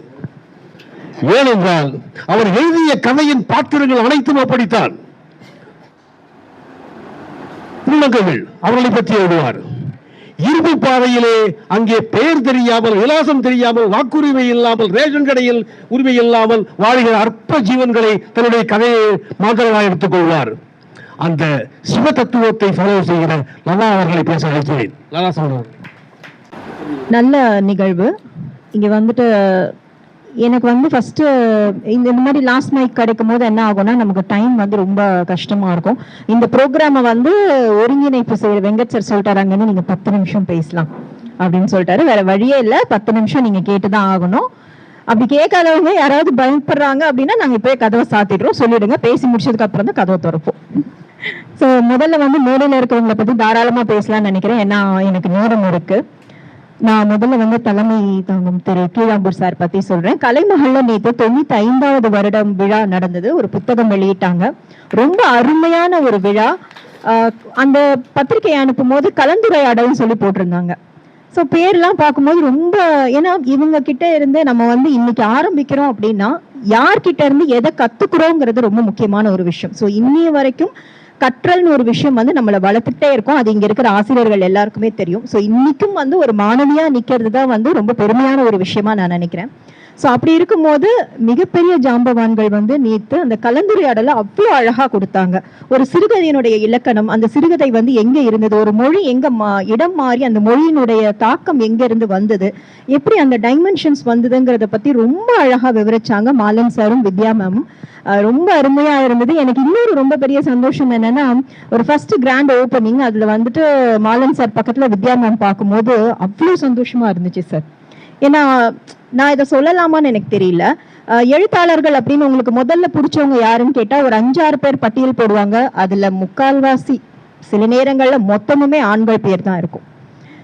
ஏன்னா வந்து அவங்களுக்கு அந்த அந்த அடையாளம், அந்த அங்கீகாரம், இதுக்காக வந்து பெண்கள் எவ்வளவு மெனக்கேடுறாங்க, பெண் எழுத்தாளர்கள் எவ்வளவு மெனக்கேடுறாங்கன்றது நம்ம எல்லாருக்குமே தெரியும். ஏன்னா நமக்கு வந்து அந்த நிறைய விஷயங்கள் நான் கேள்விப்பட்டிருக்கேன். நிறைய பேர் சொல்லுவாங்க, வீட்டுல கொஞ்சம் வேலை இருந்தது, குழந்தைங்களை பார்க்க வேண்டியிருந்தது, பேர குழந்தைகளை பார்க்க வேண்டியிருந்தது, இந்த மாதிரி நிறைய கடமைகள், அவங்களுக்கும் கடமைகள் இருக்கு, கடமைகள் இல்லாம இல்லை. நம்ம சொல்லுவோம், கணவர் எழுதுறாரு, கணவர் வேலை பார்க்கறாரு அப்படின்னா நீங்க செய்யுங்க, அப்பாவை டிஸ்டர்ப் பண்ணாதீங்க, நான் பார்த்துக்கிறேன்னு எல்லா பிரச்சனைகளையும் முதுகுல நம்மளால சுமக்க முடியும். அதே சுமத்தல் அப்படிங்கிற ஒரு விஷயத்த வந்து நம்மளுடைய குடும்பம் நமக்கு அதிகமா செய்யுதா அப்படின்னா இல்லைன்னு தான் சொல்லணும். ஏன்னா வந்துட்டு கிடைக்கிற நேரங்கள்ல தான் நம்மளுடைய திறமையும் நம்மளுடைய வெளிச்சத்தையும் நம்ம வந்து அது கொண்டு வரும். அதுதான் நமக்கு ஒரு மிகப்பெரிய அடையாளம். அந்த அடையாளத்தை வந்து கலைமகள்ல வந்து நேற்று அவங்க உருவாக்கி கொடுத்திருந்தாங்க. எனக்கு அது ரொம்ப பிடிச்சிருந்தது. 2வது, கலைமகள்ல எழுதினாதான் ஒரு எழுத்தாளர்னு அங்கீகரிக்கப்பட்டோன்னு மிகப்பெரிய எழுத்தாளர்களே சொல்லும் போது அதுல அட்டைப்படத்துல எனக்கு ஒரு வாய்ப்பு கொடுத்தது வந்து எனக்கு ரொம்ப சந்தோஷமா இருந்துச்சு. சொல்லிக்கிறேன் சார்.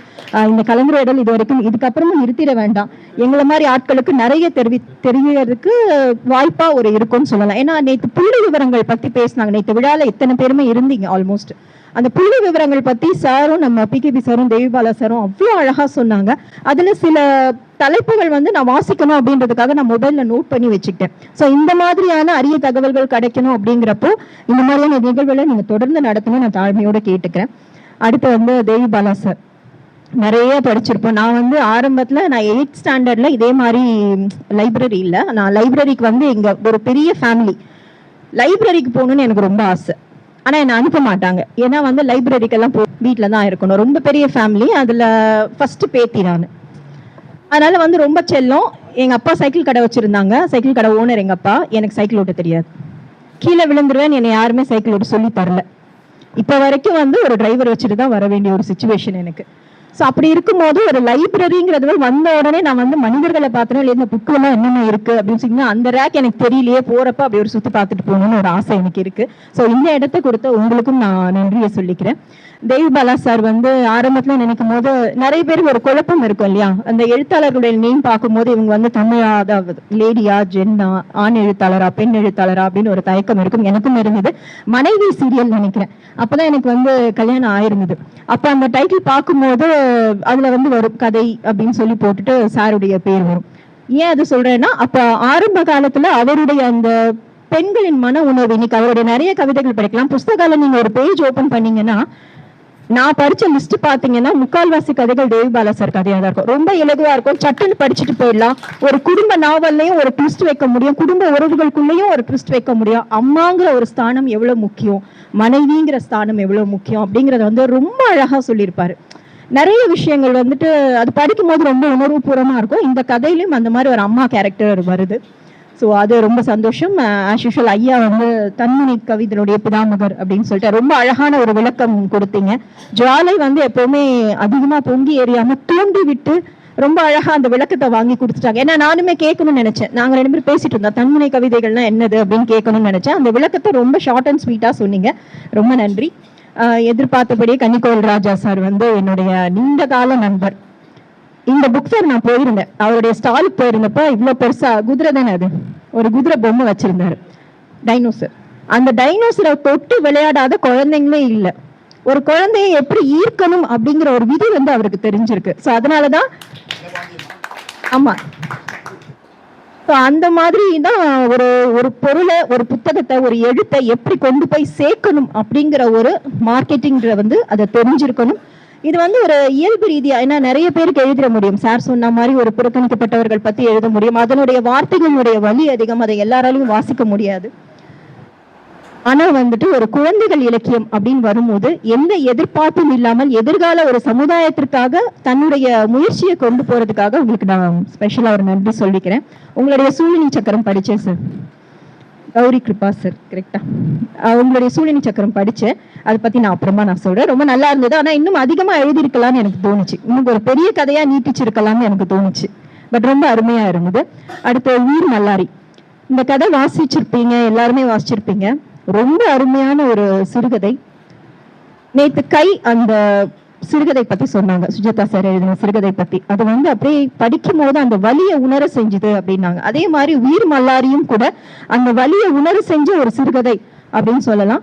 அனந்த் ரவி சார் எங்க போட்டி வச்சாலும் யாரு ஃபர்ஸ்ட் வின் பண்ணிருக்காங்கன்னு பார்த்தா அதுல ஒரு 2 பேர் வந்து தவிர்க்க முடியாத ஒரு இடத்துல இருக்கும். அது வந்து இவர் ஒண்ணு, நம்ம செல்லம் ஜெரினா அம்மா அவங்க ஒண்ணு. இவங்க 2 பேர் வந்து எல்லா பத்திரிகையிலும் இருக்கும், எல்லா போட்டியிலும் இருக்கும். டைம்னா எப்படி எடுத்துக்கிறீங்க அப்படிங்கறதெல்லாம் வந்து உங்ககிட்ட இருந்து இன்னும் நான் கத்துக்கணும் சீரியஸா.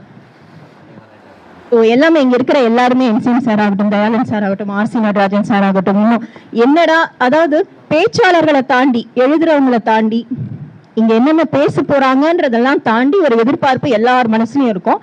நம்ம டிஎன்ஆர் சார் வந்து எப்படி நம்மளெல்லாம் கூப்பிட போறாரு அப்படின்னு சொல்லிட்டு எல்லாருமே ஐயோ இந்த மனுஷன் நம்மள என்ன சொல்ல போறாரோ அப்படின்னு ஒரு பயம் வந்து, ஒரு பதட்டம் வந்து, அப்புறம் ஒரு சந்தோஷம், பரவாயில்லப்பா நல்லாதான் சொல்லியிருக்காரு அப்படின்ட்டு. ஸோ அதனால எப்படி பேசுறீங்க சார்? எழுதி வச்சும் பேசல, பேப்பர் இல்ல, ஒண்ணுமே இல்ல, மனசுல இருந்து ரொம்ப கஷ்டம். பட் நிஜமாலுமே இந்த பழைய திரைப்படங்கள்ல மேஜர் சுந்தரராஜன் சார் குரல் அந்த மாதிரி இல்ல, நான் இவரை நேரில் சந்திக்கும் போது அவருடைய புத்தகம் பிடரிக்காக வந்து என்ன பார்த்தாரு. அப்ப நான் சொன்னேன், சார் அந்த மாதிரி ஒரு குரல் வளம், ஒரு கணீர்னு ஒரு குரல் வளம் உங்களுக்கு இருக்கு சார் நான் சொல்லியிருந்தேன். ஸோ எல்லாருக்குமே வணக்கம். கொஞ்சம் லேட்டா சொல்றேன்னு நினைக்கிறேன். எல்லாருக்குமே வணக்கம். ஸோ வணக்கமே இவ்வளவு பெருசா வந்துச்சு, 5 நிமிஷம் கம்ப்ளீட் ஆயிடுச்சு சார். இப்போ வந்து நம்ம புக்குக்குள்ள போறோம். ஸோ எல்லாருமே ஆல்மோஸ்ட் நான் பார்த்துட்டு, ஒரு டீச்சரையே 10 தடவை எந்திரிக்க வச்சிருக்காங்க இன்னைக்கு. இந்த நாகா சார் ரொம்ப மோசம். இங்க வந்து நில்லுங்க, அங்க வந்து நில்லுங்க, கேப்பை ஃபில் பண்ணுங்க.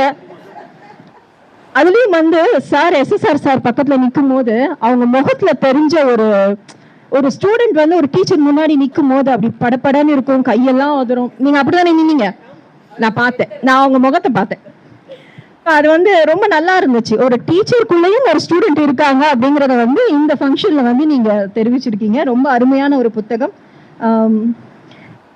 ஒரு விஷயம் வந்து நான் புக் ஃபேர்ல பார்க்கும்போது என்னோட தங்கச்சி குழந்தைக்காக சில புத்தகங்கள் வாங்கினேன். அப்போ வந்துட்டு அவர் ரொம்ப ஈஸியா சொன்னாரு, மேல தமிழ்ல இருக்கும், கீழே இங்கிலீஷ்ல இருக்கும். பொதுவா இப்ப படிக்கிற குழந்தைகள் ஆங்கில புத்தகங்கள் வாசிக்கிறத ரொம்ப விரும்புறாங்க. ஆங்கிலத்துல காமிக் சீரீஸ் அதிகமா வாசிக்கணும்னு விரும்புறாங்க. ஸோ அந்த மாதிரி குழந்தைங்களுக்கு இந்த புத்தகம் வந்து ரொம்பவும் யூஸ்ஃபுல்லா இருக்கும். நீங்க உங்க புக்கை அப்படி போட்டிருந்தீங்க, நான் அதை பார்த்து என் தங்கச்சி குழந்தைக்கு வாங்கி கொடுத்தேன். நீ இப்படியும் படிச்சுக்கலாம், தமிழ்லையும் படிச்சுக்கலாம், உனக்கு நல்ல மீனிங் புரியும் உண்டான். ஸோ அது வந்து ஒரு பெரிய விஷயம். நான் கூட வந்து எங்களுடைய புக்கெல்லாம் யார்கிட்ட கொடுத்து வந்து டிரான்ஸ்லேட் பண்ணலாம் அப்படின்னு ஒரு தவிப்பு வந்து எங்க எல்லார்கிட்டயுமே இருக்கு. ஸோ அது ரொம்ப நல்லா இருந்துச்சு. நல்ல நான் ஃபர்ஸ்ட் யோசிச்சேன், எப்படி இது போட்டாங்க, 2 பக்கமும் நீங்களே டிரான்ஸ்லேட் பண்ணிட்டீங்களா? இயற்பியல் படிச்சுட்டு டிரான்ஸ்லேஷன் பண்றீங்க, பெரிய விஷயம். ஸோ ஐயா கல்யாண சுந்தரம் சார் அவர்களுக்கு நான் ஒரு ஸ்பெஷல் தேங்க்ஸ். நீங்க கடைக்கு வந்திருந்தீங்கன்னு சொல்லியிருந்தீங்க, எனக்கு ரொம்ப சந்தோஷமா இருந்தது. ரொம்ப வருடங்களுக்கு முன்னாடின்னு நினைக்கிறேன். ரொம்ப நன்றி சார். இருந்த இடத்தின் ஒரு அடையாளம், அதை வந்து தெரிவிக்கிறப்போ இருக்கிற சந்தோஷம் வந்து எங்கேயுமே இருக்காது.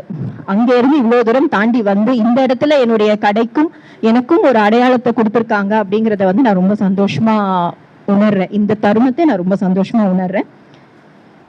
கதைன்னு எடுத்துக்கிட்டீங்கன்னா ஒரு சிறுகதையிலுமே ஒரு ஒரு தன்முனை போராட்டம் இருக்கு. அதாவது ஒரு கேரக்டர் வந்து அவங்கள பத்தின ஒரு அனலைசஸ் பண்ணிக்கிறாங்க இந்த கதைகள்ல. எனக்கு இதுல ரொம்ப பிடிச்ச கதை என்னன்னா அந்த டீச்சர் அவங்களுடைய கதை. அவங்க டீச்சரா இருக்கிறதுனாலே அந்த விதமான எல்லா பிரச்சனைகளையும் வந்து இதுல சொல்லியிருக்காங்க அப்படின்னு சொல்லணும். இன்னைக்கு குழந்தைங்க வந்து மோஸ்ட்லி நம்ம என்ன பண்ணிடுறோம், ஒரு தப்பு பண்ணிடுறோம்னா, நான் படுற கஷ்டத்தை என் குழந்தை படக்கூடாது, எனக்கு என்னெல்லாம் கிடைக்கலையோ என் குழந்தைக்கு அது கிடைச்சிடணும், இதைதான் எங்க அம்மாவும் நினைச்சாங்க, நானும் நினைக்கிறேன், எனக்கு அப்புறம் என் குழந்தையும் அதுதான் நினைக்க போகுது. ஆனா நம்ம என்ன கஷ்டப்படுறோம் அப்படிங்கிறத இங்க யாருமே வந்து குழந்தைகளுக்கு உணர்த்துறது இல்லை. அந்த மாதிரியான ஒரு கதாபாத்திரம் தான் அந்த சுரேஷ் அப்படிங்கிற ஒரு கதாபாத்திரம். அவனுக்கு அம்மானா ரொம்ப பிடிக்கும். எந்த அளவுக்கு பிடிக்கும்னா, அம்மா வேலைக்கு போயிட்டு வந்ததுக்கு அப்புறம் அவங்களுக்கு ஒரு காஃபி போட்டு கொடுத்து அவங்கள உபசரிச்சு இன்னைக்கு என்ன நடந்தது அப்படின்னு டிஸ்கஸ் பண்ற அளவுக்கு. இப்ப நிறைய வீடுகள்ல இது நடக்கிறது கிடையாது. எல்லாருக்குமே இன்னைக்கு ஒரு போன் வந்துருச்சு.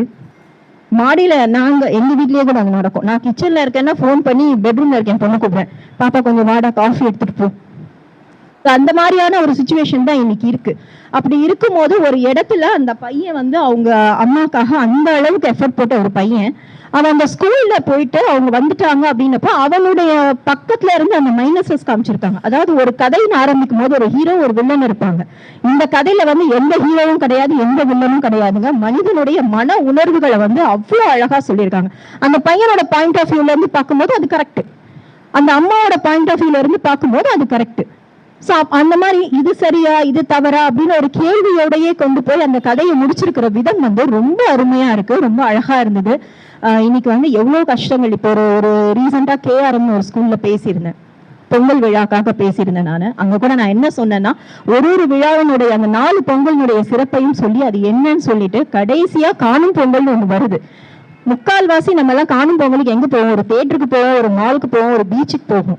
நான் சொல்றேன், காணும் பொங்கல் அன்னைக்கு உங்க குழந்தைங்களை, அங்க இருந்த பேரண்ட்ஸ் கிட்ட நான் சொன்ன விஷயம், உங்க குழந்தைங்களை நீங்க வேலை பார்க்குற இடத்துக்கு பர்மிஷன் கேட்டுட்டு கூட்டிட்டு போங்க. அப்ப தெரியும் அம்மா என்ன கஷ்டப்படுறாங்க, அப்பா என்ன கஷ்டப்படுறாங்க. அந்த ₹1 எவ்வளவு நம்ம ஒரு டேட்டா பேக் போடுறோம், ₹10 ஒரு டேட்டா பேக் கொடுக்குறாங்க இன்னைக்கு. அந்த ₹10 டேட்டா பேக்காக அம்மா எவ்வளவு பேசுறாங்க, அப்பா எவ்வளவு பேசுறாருங்கிற வலி தெரியும், அந்த வருத்தம் தெரியும். இப்படி வருத்தம் தெரிஞ்சு வர குழந்தைகள் வந்து என்னைக்குமே மாற மாட்டாங்க. ஸோ குழந்தைகளுக்கு ஒரு இலக்கியம் எழுதுறதுங்கிற ரொம்ப பெரிய விஷயம். இதை வந்து அந்த பள்ளியில நான் சொன்னேன், அதை யார் கடைபிடிக்கிறாங்கன்னு எனக்கு தெரியாது. இருந்தாலும் வந்து சில விஷயங்களை சொல்லும் போது நம்ம சொன்னோம் அப்படிங்கிற ஒரு திருப்தி வந்து நமக்கு கிடைக்கும் அப்படிங்கிறது தான். அடுத்தது வந்து இந்த எலி கதையும் ரொம்ப அருமையா இருந்தது. மாற்றங்கள் எதை நம்ம மனசுல இருந்து கொண்டு வரணும், நான் என்னவா இருக்கணும் அப்படிங்கிறத நான் தான் முடிவு பண்ணணும், அந்த ஒரு வார்த்தையை வந்து எனக்கு இந்த எலி கதை கொடுத்தா மாதிரி தெரிஞ்சிச்சு. எல்லாருக்குமே ஒரு ஆசை இருக்கும் இல்லையா, பென்சில் எழுதுற காலத்துல பேனால எழுதணும்னு ஆசை வரும். பேனால எழுதுறப்பெல்லாம் எனக்கு பென்சிலை பார்த்தா ரொம்ப ஆசையா இருக்கும். நான் எழுதுற காலத்துல நட்ராஜ் பென்சில் ஒண்ணுதான் இருந்தது. இன்னைக்கு என் தங்கச்சி பொண்ணு விதவிதமா பென்சில் வச்சு எழுதுறா, ஷார்ப்னர்லயே டிசைனா வச்சிருக்கா. இப்ப ஆசை வருது அதெல்லாம்.